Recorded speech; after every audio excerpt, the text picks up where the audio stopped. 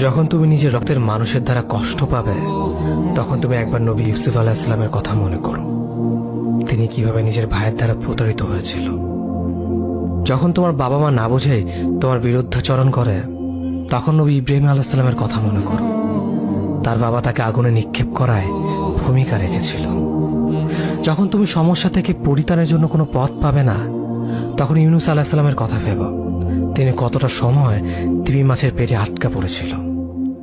যখন তোমার নামে কেউ মিথ্যা অপবাদ ছড়িয়ে দেবে, তখন মা আয়েশা রাদিয়াল্লাহু আনহার কথা মনে করো।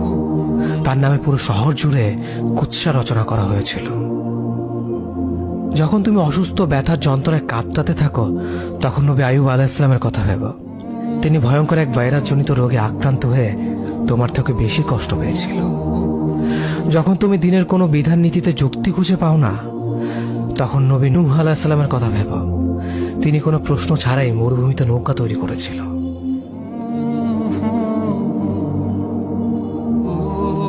যখন তুমি আত্মীয়স্বজন, পরিবার, বন্ধু বান্ধবের কাছে হাসির পাত্রে পরিণত হও, তখন তুমি শেষ নবী হযরত মুহাম্মদ সাল্লাল্লাহু আলাইহি ওয়াসাল্লামের কথা ভেবো। রাসূল সাল্লাল্লাহু আলাইহি ওয়াসাল্লাম বলেছিলেন, সবচেয়ে বড় পরীক্ষা দিয়ে সব থেকে বড় পুরস্কার আসে।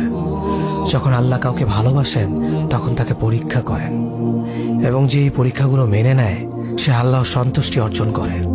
আর যে অভিযোগ করে, সে তার ক্রোধের পাত্র হয়। হে আল্লাহ, তোমার কথা মনে করা, তোমার প্রতি কৃতজ্ঞ হওয়ার এবং তোমার ইবাদত করার তৌফিক আমাদের দান করো। আমিন। যেভাবে তুমি সন্তুষ্ট হও, সেভাবেই আমাদের পরিচালিত করো।